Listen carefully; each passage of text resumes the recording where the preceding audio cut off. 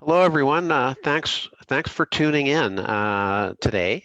I'm Marty Morantz, the Member of Parliament for Charleswood St. James, Assiniboia, Headingley, here in Winnipeg and Headingley. And today I have co-hosting this webinar with me, the Executive Director of the Assiniboia Chamber of Commerce, Christy Meek. Thank you for being here, Christy, today. Thank you.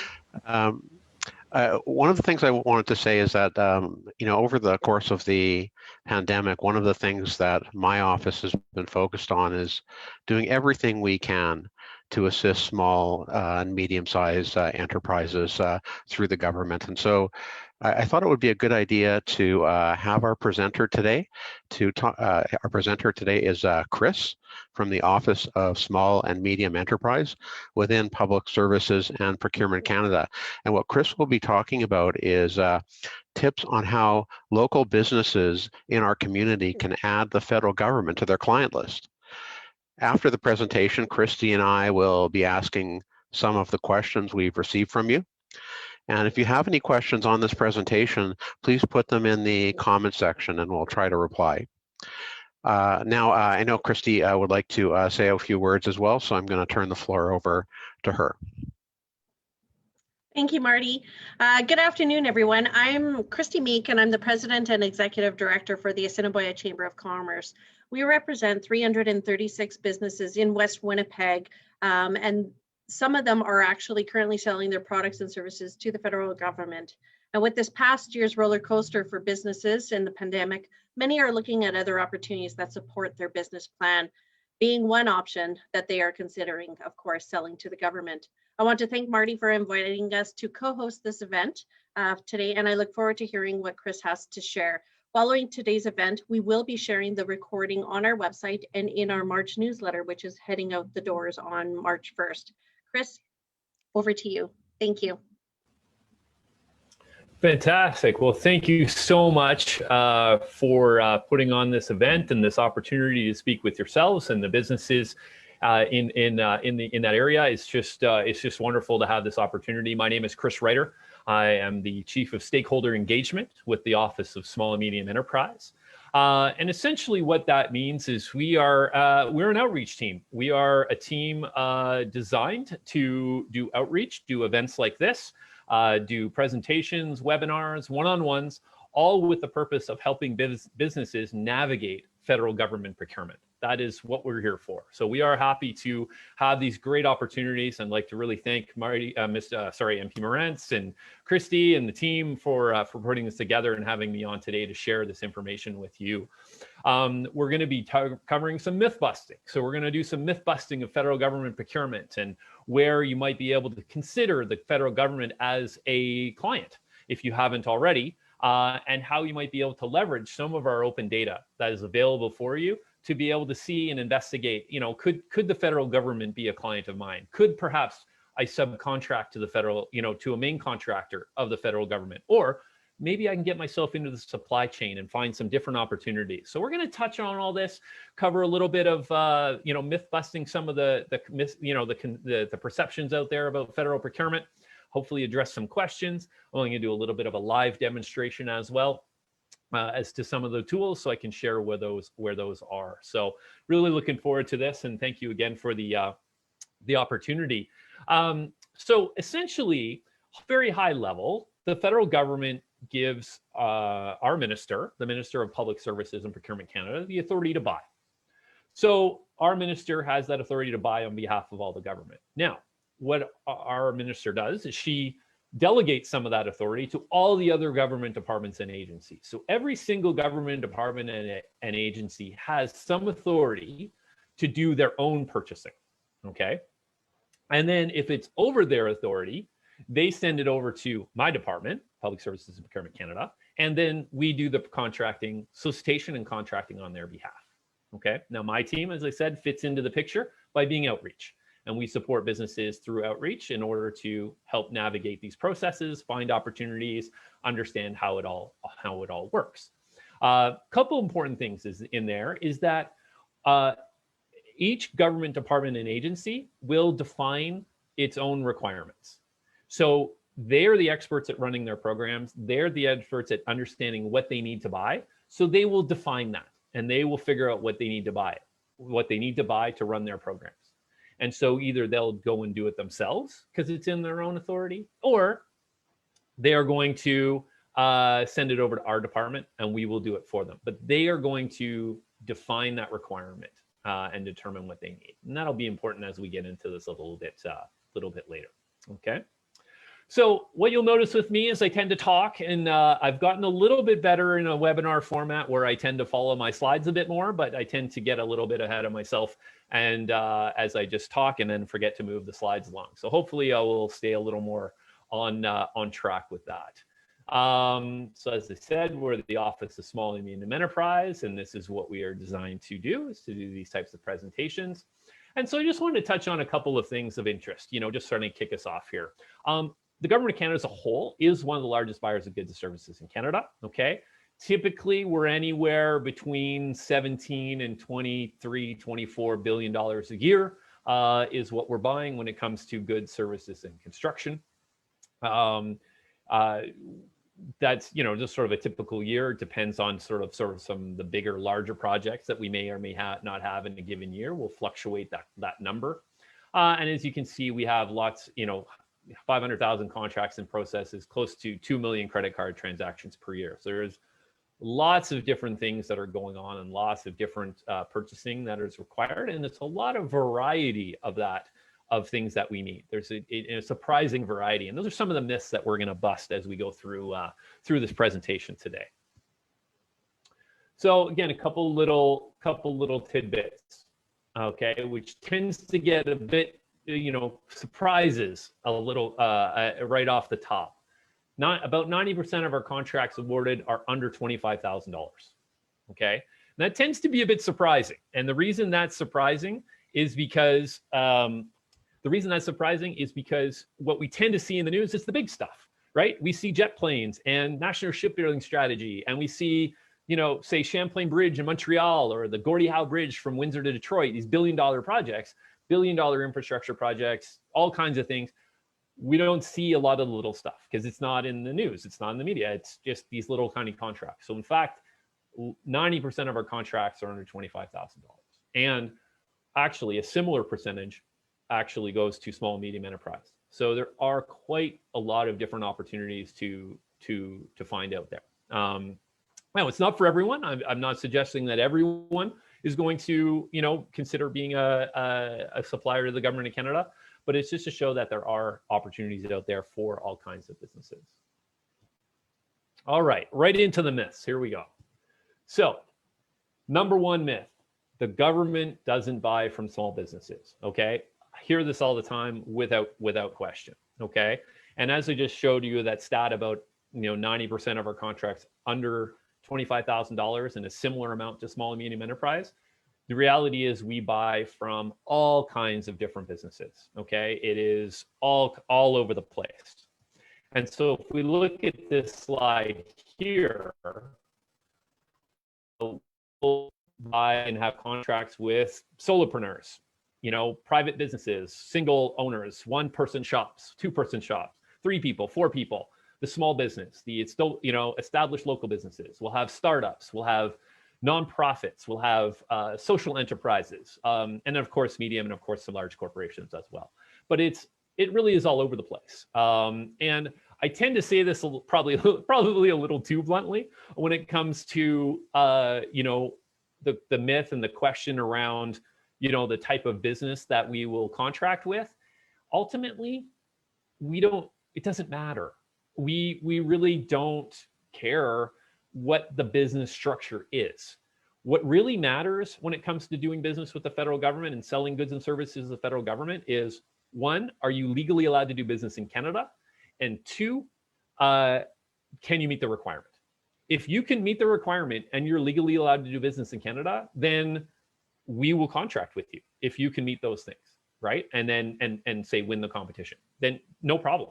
Now, we will ask for experience from time to time, okay? So if we're gonna build the Champlain Bridge or we're gonna build the Gordie Howe Bridge, we're gonna ask for examples of like experiences that, of building a major highway bridge span of that magnitude. We're going to ask for that as an experience, but we're not going to dictate whether the company is a large or small or whatever. It doesn't matter. So we can absolutely contract, and we do contract with the one-person shop, the social enterprise, the variety that's there. We absolutely do. Myth number 2, government procurement is centralized. Now, at the very beginning, I was describing sort of how it works, flowing from sort of the high level of our department and then that delegation to the other departments and agencies. Okay.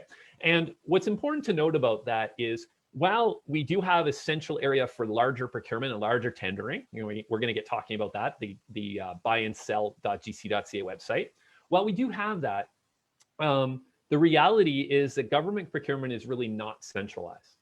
The reality is that there is really over 100 plus departments and agencies that are potential clients. It's not just the government of Canada, but the reality is, Parks Canada, Canada Border Services Agency, my department, Public Services and Procurement Canada, Canada Revenue Agency, they all have their own authority to do some of their own buying, which means they are going and doing that buying on their own. So they're really, depending on the industry you're in, you could have upwards of 100 plus different clients to try and tap into when it comes to federal government procurement. Okay, so lots and lots of opportunity that way as well. It's not just one central place. And see, this is what happens. I get talking and then I have a slide about it. So, not, as I said, not a single client, over 100 departments and agencies. When it is a larger dollar value and the complexity gets higher, then that's when my department becomes involved, and we do the procurement and solicitation on their behalf and do the contracting for all the other government departments and agencies. Okay. All right. My company is too small to sell goods or services to the government, even though with the description that still comes up. And I can tell you, with experience from dealing with it from a procurement standpoint, when I was managing a team of buyers, or from working in this role that I am right now with government procurement and outreach, I have had many conversations with a one-person shop who has been able to get contracts with the federal government. I recently had a conversation with a colleague, so not someone within my region, but a different region of the country, and they were talking about a small, it was a small travel agency, in fact, which obviously this past year has been very, very challenging for the travel agency industry. And they looked at federal government, and they bid on an opportunity and ended up with a contract over $1 million. Just a small shop, but they found something that they could bid on, and they bid, and they did win the contract. So there are all kinds of examples where it's one person, two people, where it, again, really doesn't matter on the size. There are opportunities if that is something of interest for your business. This is one of my favorites. My absolute one of my favorites is the government doesn't buy what I sell. Okay, and we hear this all the time. And again, the reality of what the federal government buys is incredibly vast. It is incredibly vast. And so what we tend to see is the things on the left, because that's what's in the news. It is what's, it's the big stuff, it's the big tickets, it's the big corporations, and this is what we tend to see. So we'll see technology, we'll see big military purchases, whether it's future fighter jets or Navy ships or the construction services that are required for those things, or just major constructions like the bridges we've been talking about. That's the stuff we typically see. Now on the right is stuff that we also procure, but you won't see that as often. So whether it's catering services or snow removal or clothing or shower curtains, these are things that we buy also. Personally, from a buyer point of view, I've been involved with everything from vaccine procurement to I helped draft the national strategy of office furniture. I've been involved with rockets that cause avalanches on purpose for Parks Canada, to agriculture and agri-food Canada sample dividers. So this technology that divides samples for an analysis, to custodial services, to vehicle maintenance, to vehicle parts, to all kinds of different things. The variety is endless. Not quite endless, I shouldn't say endless, but we have an incredible variety of which we do actually buy. Now, I will say that it is also not just from a direct opportunity, but there's also times when it is about supply chain. And for an example is we actually have very large food contracts. So we have very large food contracts for our forces bases as well for our federal institutions. And so we have these large volume contracts for food. And so sometimes there are opportunities not just to be the main contractor for food, but perhaps to be in the supply chain. So for example, if we have a large groceries contract and we have a huge variety of groceries that we ask for in that contract, because the reality is we can't send 100 trucks a week to a forces base or to a federal institution. The logistics aren't there. So we need to naturally group some of these products together. So when I've met in the past, I've met a quinoa company, or I've met a honey producing company, or a coffee company. Well, we don't have a coffee contract. We don't have a honey contract. We have these groceries contracts. So what we do is try and show the businesses how to find who we're contracting with. So then they can connect into that main supplier, and perhaps they sell their coffee, honey, quinoa through that supplier, and then we end up buying it through the supply chain. So there's different ways of leveraging this information. So just even if you're in a niche market and a niche industry and sell only say one or two particular things that you focus on, doesn't mean you can be precluded or excluded from government contracting or selling your goods and services to the federal government. There are ways to do that, maybe directly or maybe through supply chain. So it's an incredible variety of things that we do buy. Okay, the government only buys from known suppliers. I love this one too. This one comes up all the time. And it's a really interesting conversation because there's a little bit of yes and no in this, okay? And it really comes down to the dollar amount, the dollar figure as to how we are going, and what rules apply to the federal government tendering, okay? Our principles around government contracting, government procurement are the same. It's open, fair, and transparent. Those are the things we live by. And everything that we put in rules-wise, there's always going by open, fair, and transparent. Okay. Now, if we are talking about open tendering, meaning we are putting it on our buyindsell.gcig.ca website, and we're asking for companies to bid on these opportunities. Okay. When we do that, then being known is irrelevant. It does not matter whatsoever. Being known is not part of the evaluation in an open tendering situation. Okay. Forgive me, my furry office partner would like to contribute at this point. So, Max, thank you. So, sorry about this, everyone. Axel, hey. Sorry, one moment. I apologize.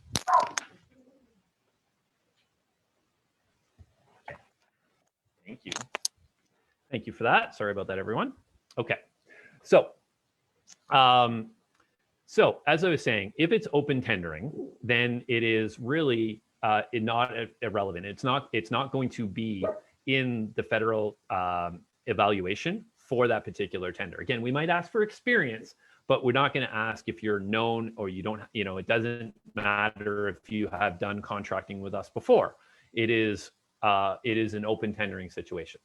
Now, if we are talking about contracts that are under $25,000, the rules are quite a bit different when it comes to that, because we're not going to do open tendering for that situation. Okay, the government departments are going to do that procurement on their own. Okay, it's within their own authority.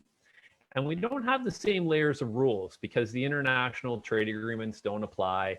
And so there aren't the same layers when it comes to that. So what typically happens when it comes to a contract that's going to be under $25,000 is typically most, and I only say most because I don't have all the rules for every single department out there or agency, but most do kind of a 3-quote rule. They'll call up 3 businesses, get a quote, and be able to ask for the quotes for that particular good or service they're looking for, and then be able to go and contract. So from that standpoint, it is important to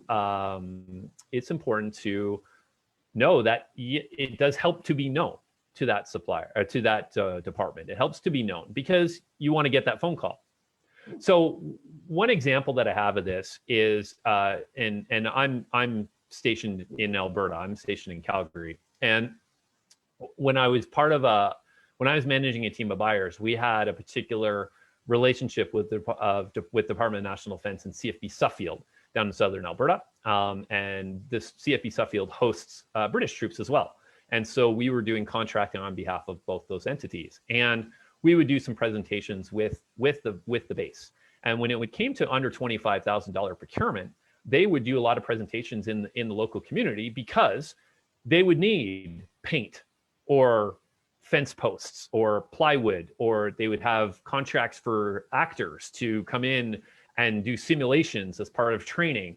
And so they would have all these different things, but they are kind of these little one-off contracts when they need them. And if it's 40 gallons of paint, it's not over $25,000. They're just going to call up the businesses that have paint and get some quotes, and then they're just going to go and buy it directly with a credit card, really.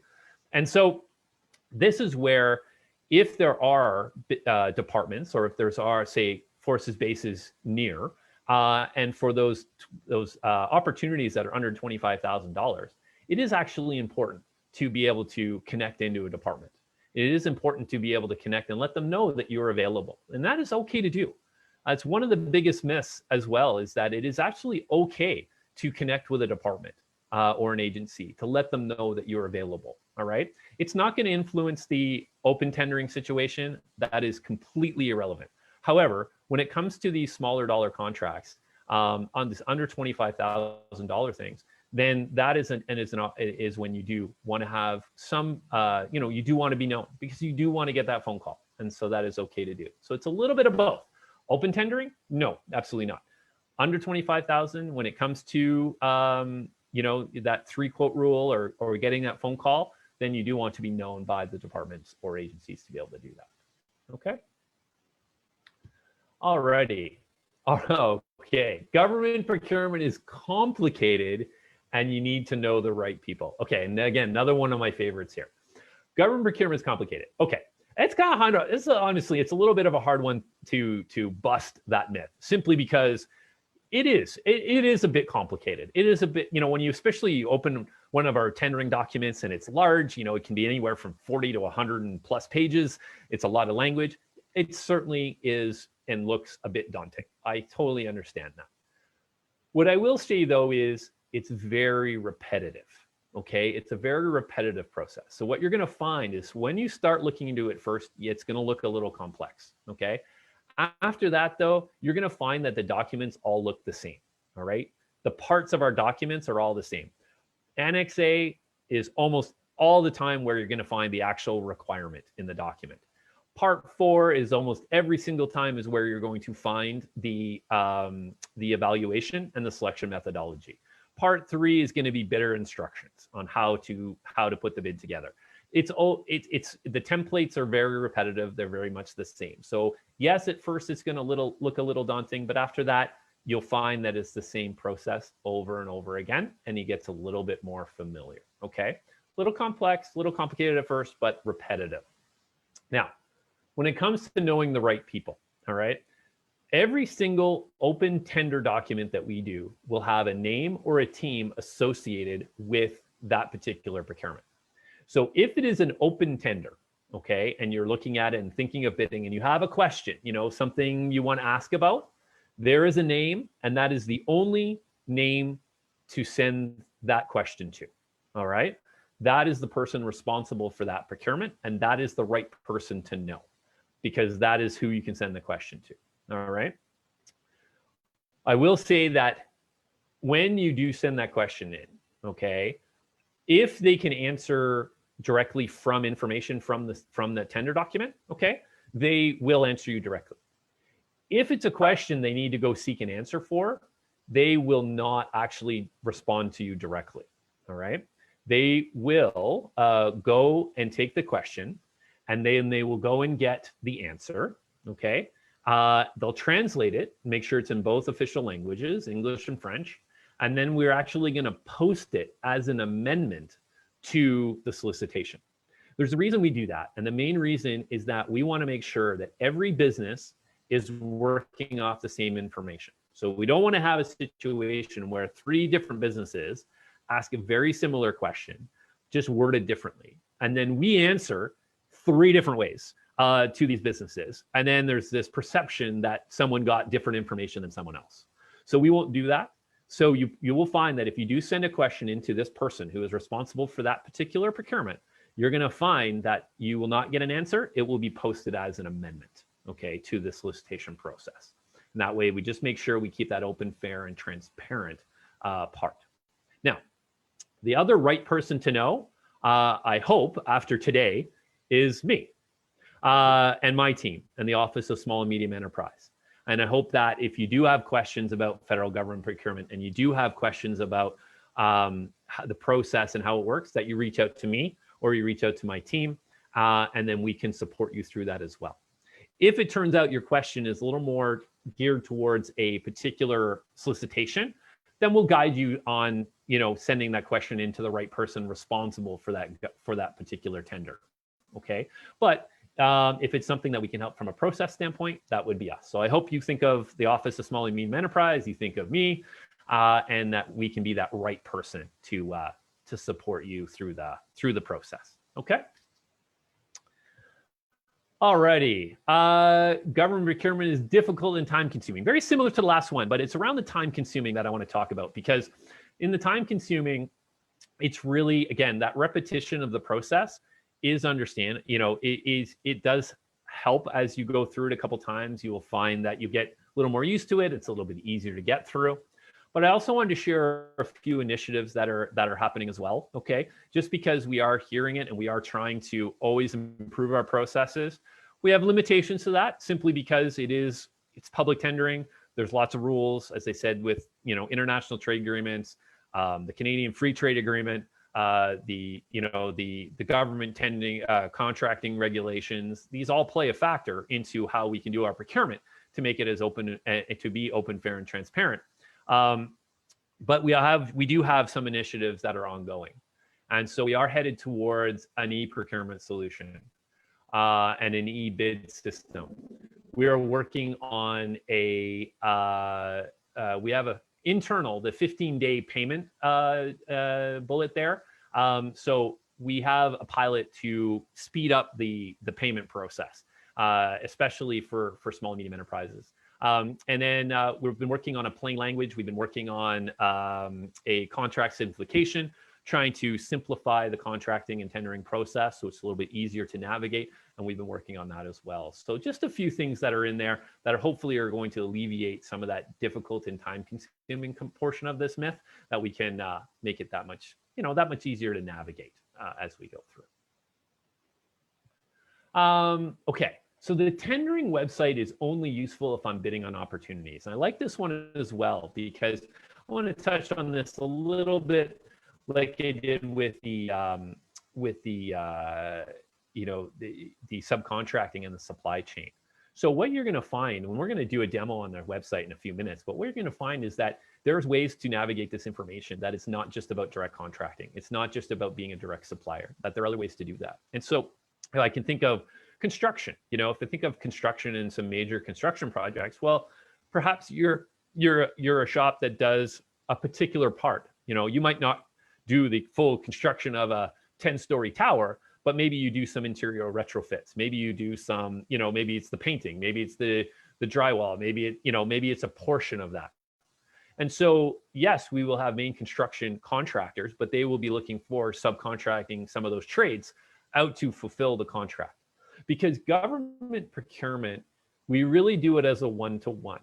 We have a one-to-one relationship with the contractor. So we will go out and say, okay, we need to build this X building, and we're going to go get a contractor for that work. And then we will have the relationship with that main contractor. The main contractor will then need to go and get all the trades required, if they don't have them, to be able to fulfill that contract. So there'll be often a lot of subcontracting opportunities with our main construction projects. There's subcontracting opportunities with environmental services, and we do a lot of, especially in the north, a lot of mine remediation, environmental remediation. So there's often subcontracting opportunities there. And like I mentioned with food, from a supply chain perspective, perhaps you have an opportunity to provide, say, a particular niche food area that you provide, and be able to get into some supply chain opportunities that way. I can remember about 18 months or so ago, maybe 2 years ago, I had a great conversation with a company in Winnipeg, and name escapes me at the moment, but they do some really specialized manufacturing components and things. And while we may seek that out, we often seek out the finished product. So what we took a look at was, all right, what industry do you typically provide these components, these specialized components? And it happened to be in the airline and boats and ships industry. So what we looked at was, okay, who are we contracting with in those areas? And then this company ran off to go and talk to them, to say, look, we can be in your supply chain. And what that also does is opened up other opportunities, because those companies likely have contracts with other entities besides the federal government. And now maybe there's other avenues to be in those supply chains as well. So those are the types of things that you can end up working out, much like with food, right? A large food supplier might have a contract with a university, might have a contract with a hospital. And so that becomes a new door that gets opened as well from a supply chain perspective. So just ways of leveraging that information that is on our website.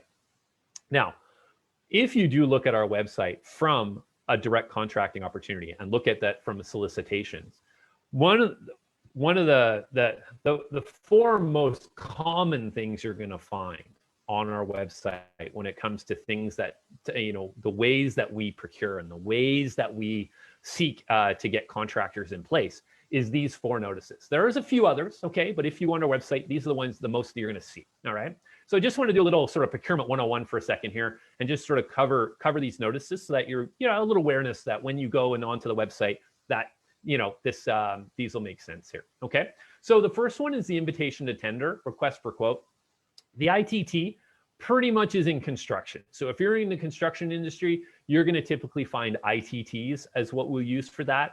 We basically describe exactly what we need and what we need built and the construction work to be done. And then we really just look for a quote.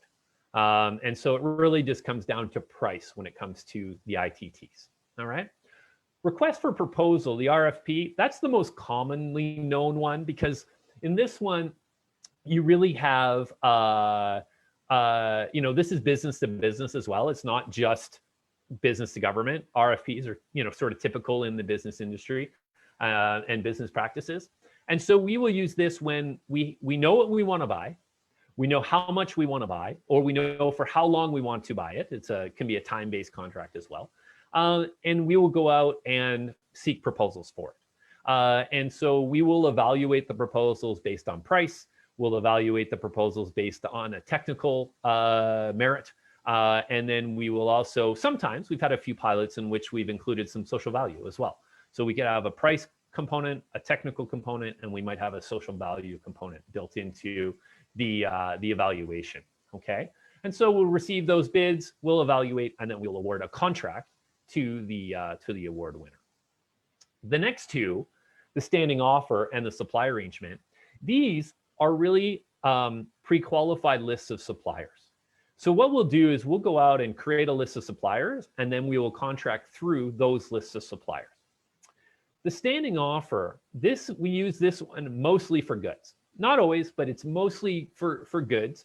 And this is when we know what we want to buy, but we actually don't know the volume or the frequency in which we need this particular good.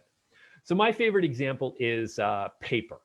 So every single government department needs paper. We need paper, there's no question. But the problem is we don't exactly know how much paper we need, when or where we need that paper, because there's 100+ government departments. So we just don't have that information. So what we do is we go out and compete. So we create a list of government suppliers, we create a list of suppliers, okay? And we compete all the terms and conditions, the pricing, everything's in place. So everyone knows how much they're how much they're gonna charge us for the paper, and the delivery timelines, and everything's in play. And what happens is once we do that, then that list of suppliers is at the ready, so that when a government department, say, I don't know, my department, Public Services and Procurement Canada, needs 30 boxes of paper for the Winnipeg office, we'll do what we call a call up. It's kind of like a purchase order. We will send the call up to the businesses that are on the list, and there's a ranking order and things like that. And we'll send it to them. And once they receive it, then the terms and conditions of the agreement come into play. And they will send the paper according to the delivery timelines at the price that's already been established, and it's done. Then if Canada Revenue Agency needs 20 boxes in Montreal, or Canada Border Services Agency needs 30 boxes in Regina, then they send the call up and the paper gets sent, and it's paid out based on the pricing that's already established. Okay. The supply arrangement's a little different. Supply arrangement is a pre-qualified list of suppliers, but it is also when we know the industry we want to work with, but we don't have the exact specifics of the requirement. The standing offer, we know exactly the paper we want to buy. So then that's when we use the standing offer. In the supply arrangement, we know the industry, but not the specifics. So what we do is we create a pre-qualified list of suppliers from that particular industry. All right. And so when we do that, I like using computer programming as an example. So we know we need programmers. We know we need, people that can write HTML, JavaScript, C++, C++, Python, and all the other ones that are out there. And so what we'll do is we will create a vetted list of suppliers that we know that have proven they can do the work, whether with the government or in the private sector, and we'll create this list of suppliers so that when Department of Fisheries and Oceans has a requirement for someone to write JavaScript for 4 months in Vancouver, then we can, sort of put forward that solicitation into this list, and we'll have just that list of suppliers compete for it. Okay. So we tend to use supply arrangements with services and professional services and create these different lists of suppliers. Okay. So you'll see those notices out there, whether it's a standing offer or the supply arrangement, and those are just two different ways that we create pre-qualified lists of suppliers. For those that are in our professional services, architecture, engineering, IT, business consulting, business management, project management, risk management, that's an area you're going to see a lot is those supply arrangements. And you'll see that we have a number of different lists of suppliers that we create for those particular industries. And that's what you'd want to focus on. Okay. Security clearance. Okay, so security clearance comes up, and this is really it depends, all right? Each solicitation will tell you if you need security clearance or not. Now, if you're typically going to do clearance do some work on a base, then you will have, you'll need security clearance to get on the base. If it's a federal institution, one of our penitentiaries, then yes, you're going to need to have security clearance to get on there as well. But each one will say whether you need security clearance or not. Okay, and there is more information through the contract security program. They do offer webinars as well to be able to find out more information. But most important thing is when you look at a solicitation, it will tell you if security clearance is required. So it's not all the time. There's a misconception that you always have to have security clearance to get work. That is not true. It really just depends on the actual solicitation. Okay, and one more here. Finding government opportunities is hard, and it's difficult to know who to direct questions to. Hopefully the questions part we've already addressed, in the sense that if it is a solicitation, an open solicitation, that the name on that solicitation is the one person to ask question to about that particular procurement. Otherwise, again, I hope you remember me and my team and direct questions to us, because we would love to be there to help support you through that process, so that you do get those questions around the process and finding solicitations and things like that. Hopefully you can find some, find that. So hopefully we've myth busted a bit to show that there is opportunity out there, that yes, there's some tricks and there's some complication to it, but there are resources like us and different ways to finding some different opportunities. So maybe I'll take pause there. I'll catch my breath, take a little sip, and if there's some questions that perhaps we can tackle, we can do that. And then if there's still time, I got a little live demo that I can do as well. So, Well, Chris, thank you very, very much for this excellent presentation. Very informative, and I think it really is important for people to know that this isn't some sort of hidden enterprise in terms of dealing with government, that government is open to dealing with all kinds of businesses through just about anything. I think one of the things you said was that 90% of your procurement is with small to medium-sized enterprises, which I think is very interesting. So I hope people watching who watch this this broadcast will learn that these types of contracts are also available to them, and not a limited number of suppliers. So I think that's really great. Now I think we do have a couple questions. I know Christy wanted to get in with a couple of questions, and I'll have some as well. So with that, I'll turn it over to Christy. Hi, thanks, Chris. That was great. I actually learned a lot myself, just with, kind of the whole process. And I really appreciate the way that you did the presentation in myth busting, because I was a fan of that TV show a long time ago too. So it's one of those, I could see some burning flames in the background. But you know what? Sorry, our phone is ringing here. But I had a question with just regards to how small of a company could actually apply for these types of procurements and everything. And I think you answered that very well in the presentation. And so I just want to make sure that as with the recording, are you able to share the presentation with us as well? Because I think that our members, even if I cut down those 10 slides, to a 10 myth, busting exercise, I think that is very resourceful and educational to the members. My question, from what we kind of prepared for, I have two of them. One is the timeline. When a small business or a large business, I assume if it's larger the contract, it's a larger process. But with the smaller, the less than 25,000, from the time of application, what is the turnaround time? I really like seeing that, the government is addressing that 15-day payment, back, because for a small business, as time goes on, that money coming in is extremely important. But what is the timeline for you submit, click on that application? Are all of the, opportunities, a 1 month response date or something? That is such a super question. And I am, I actually got through about 45 minutes before I'm going to give my really, really, really terrible government answer, which, as you can tell, I try not to sound too like the government, but I do have to. And unfortunately, my terrible government answer is it depends. And it depends, because it depends on, it depends on the nature of the procurement. So under $25,000, that is very quick. What it'll depend on there is, it'll depend on the department or agency determining what they need to buy and then going out and buying it. But because it's a credit card transaction, it's typically a 3-quote rule. They're going to call up, they need it now. They're just going to call up, make the purchase, and it's done. So that's really the quickest.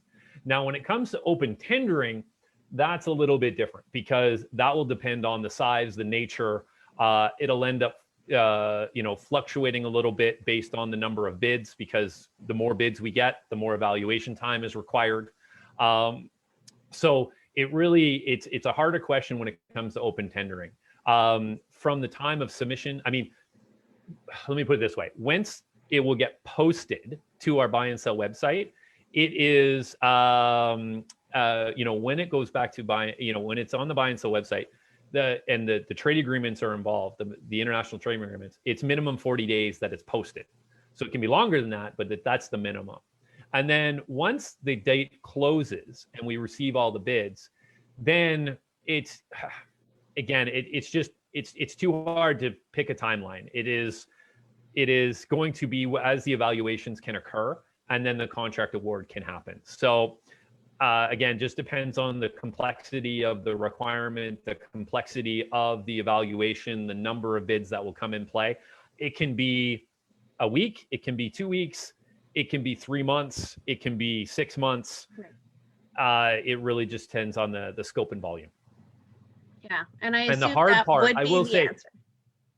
yeah, and I'll say the hard part about that, honestly, Christy, the hardest part about that for a supplier is the fact that there's no communication. Because we can't communicate during an evaluation because of open, fair, and transparent. We can't do that. The evaluation team can't provide an update. We can't, tell businesses ahead of time. It's just a waiting game, and it's which can be a little bit frustrating for businesses. We certainly appreciate that, but for keeping the open, fair, and transparent process, we need to keep that in play. So, yeah, unfortunately, it depends and takes a bit of time. It's all fair. I understand. Thank you for answering. Certainly. Chris, one of the things you mentioned is that it would be good for potential suppliers to be known to the people in procurement who might be dealing with a particular product or service that the supplier is selling. How would they go about that? Who would they reach out to? It's often so hard for people to know where to go and who to call. Do you have that information? Absolutely, and I would like to include that. If we have a couple minutes for the demo, I'll include where that is. But one of the tools that we have that's not very well known at all is something called the Government Electronic Directory Service, which is essentially an online phone book. And now it doesn't cover every single department and agency, simply because there are some that, for security reasons are not going to be listed. However, there's over 100 departments and agencies that are on the Government Electronic Directory Service. And so there are all kinds of ways to leverage that information to get right down to the employee level of a department to then try and connect. And so I've done this many times with a business, looking at from a, create awareness around a particular business that is, available to do work, or to share that there might be a different way in order to do that work. Because one of the things about government procurement is that we know what we know.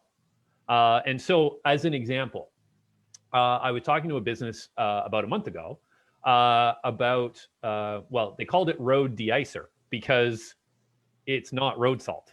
And that was their point, is that they have a product that's not road salt. So they called it road de-icer. So when we were looking for opportunities, we found Parks Canada had some active opportunities, but it was specifically for road salt. The requirement was it had to be 95% sodium chloride road salt. Well, they can't bid because they don't have road salt, but they have a product that in their mind is more environmentally friendly, things like this. So what we talked about was leveraging the Government Electronic Directory Service to tap into Parks Canada to say, by the way, Parks Canada, we can do this differently.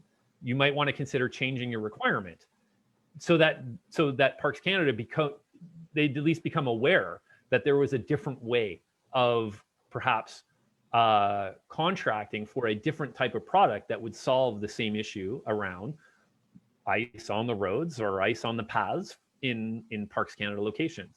So from an innovation or a new product perspective, that's one reason to connect into a department, because they need to define that requirement. And then secondly, it's just creating that awareness. And so you can get right down to, the people, like when I do a demo of it, you can get right down to the people that work in the Banff field unit or the Lake Louise field unit. Or if you wanted to talk, if it's Correctional Services Canada, you can get right down to the business manager in a particular federal institution. So it's not always about talking to the procurement officers, because the procurement officers are doing the solicitation and contracting. It's often talking to the folks that are running the programs, who is making the decisions. And I don't have the answers for that. So it's a little bit of trial and error, but it is all about reaching out to the different programs that are inside the departments to say, I'm available, I'm here, I can do this, I can do that. Now, I'll say, government departments tend to be a bit shy when the phone rings from external numbers and things. So it might take a little persistence, but I have enough examples of with suppliers that have done that route and they've been able to be successful. So. Now, thank you very much, Chris. That's very, very helpful. Now, you said you have a demo. How much time do you need to present that? Well, as you can tell, I can talk, so I can go on forever. But I will try and keep it to a few minutes, just to show where this information is. Sure. I just like to show 3 websites, and that way, for those that are watching, or even the recording afterwards, at least they would have what those are and what they look like. By all means, anybody that's listening can I can go further with this at another time. Well, the stage is yours. Take it away. Okay. All right. Thank you. Let me just share my screen again really quickly here. And all right. So actually, I need to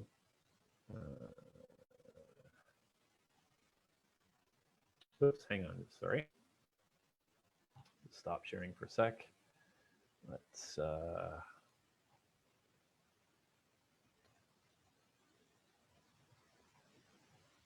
there we go. Just want to get out of that mode. Let's move this over here and share this one. There we go. So hopefully now what we're seeing is the buyandsell.gc.ca website. And this website is our central location for all information regarding federal government procurement, okay? I always joke that it's got everything you possibly want to know and everything in your life you never thought you'd ever want to know about federal government procurement you can find in here, okay? And even if I hover over, for businesses, I'm going to get a number of drop-down areas to take a look at. You can see our templates, you can see our contracting clauses, you can read our supply manual, read about different programs that we have out there, green procurement, indigenous procurement. All the programs are listed there as well. So that is all information. But when it comes to finding opportunities, the 2 key things you'd want to focus on are active and awards, okay? So if I click on active, it's going to filter out all other information except active government tenders right now. There's usually about 700 to 900 different opportunities at any given time. So we'll see what we're doing right now. 769 different opportunities. So you can see there's a wide variety: pistol and holster system, telecommunications services, professional services, Upcheek Tashe Wahi construction. So wide variety. And so you can do all kinds of searching in here to then try and refine that search down. You can do some searching and you can do location. So if you wanted to just see what was going on in Manitoba, there's 117 opportunities that list Manitoba right now. Now, that could be a national opportunity in which Manitoba is listed, but it also can be ones that are just happening in Manitoba alone. So this is a way of finding the current active opportunities that are out there, okay? Now, the other area is the awards area. So when I was talking about contracting opportunities and subcontracting or supply chain, if you click on awards, that's going to show all the awards that have been done through Buy and Sell. So that allows you to do the same type of searches to then find who the contractors were for this LED system or this ammunition and nuclear ordnance boxes. You can click in and find who the different contractors were. So if you happen to be in that particular industry and wanted to subcontract or want to be able to subcontract or be able to get into the supply chain, then you can use this information here to connect into those prime contractors, okay? Alrighty, and now, so that's a couple of key areas within that Buy and Sell website that are really, really important, okay? Now, another place to take a look at, and this is not very well known either, is this website. If you Google Proactive Disclosure Canada, this is an obligation to disclose all our contracts over $10,000. So Buy and Sell is larger dollar value.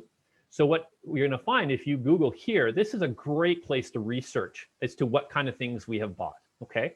And so you're going to see there's actually 760,000 records in here. And you can do all kinds of keyword searches in here, again, to see who, so this is the company, here's the agency, it was Canada Border Services agency, here's the value of the contract. You can click into it to find a little bit more information. So this is a nice place to do some research on what kind of things we bought in the past, how what departments are doing that, and then maybe who's out there to reach out to. Okay, so that is another tool that is out there. And then the last one I wanted to show, and I'm just going to quickly do this. And so just because we were mentioning with that question around connecting to departments, here's just a quick look at the Government Electronic Directory Service. And so that GEDS, or Government Electronic Directory Service, if I search and browse department listings right here, what you're going to see is an incredible, and this is the public facing one. I'm not in my network right now, so this is what everyone will see. This is all the list of government departments and agencies that are listed here. Okay, and as I was mentioning, just very quickly, if I go to Parks Canada, and then I get all their directorates, and then I can go to their operations, and I can go here, and maybe I'll go Prairies Northwest instead of Alberta this time. And then here's the Manitoba Field Unit. And then, so here are people that work in the Manitoba Field Unit. And then if I wanted to go to the office, or if I want to go to the historical sites, I can check that out as well. So this is not a very well-known tool out there that can be leveraged to try and connect in. If you feel that Parks Canada is a potential client for you, then this is a way of trying to connect into that. Okay. Yeah, so that's another tool there. Well, thank you very much, Chris. That's very, very interesting. And buyandsell.gc.ca, a new piece of information. I'm sure many of our viewers and people who see this video when it's replayed will log on to that right away and have a look around. Really want to thank you for your presentation today. I see we're on to 1 o'clock, which I think probably means we're going to have to be wrapping up now. But this is just excellent. You're more than welcome to come back anytime, and I'd love to have you on again. Christy, I want to thank you very much for all the work you're doing with the Assiniboia Chamber of Commerce, particularly during these exceedingly difficult times. And as I said when we started the broadcast, one of the things my office has been doing, and I know the chamber has been doing, is trying to find ways to support small and medium-sized enterprises through this very, very difficult time. And one of the ways we can do that as a community is by bringing on speakers like Chris, who can tell us exactly how things are when it comes to government procurement. So I want to thank you for that, both for that as well.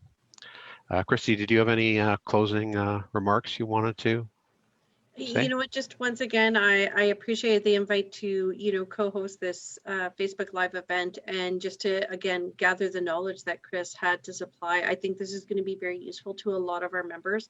I know that I've learned some of the processes as well, and I have a few more questions, which I may shoot you afterwards, just so that I can communicate it better to some of the members who I think have an opportunity here for sure. So thank you. Well, that's excellent. Well, thank you to all our viewers, and for those who may watch this later online.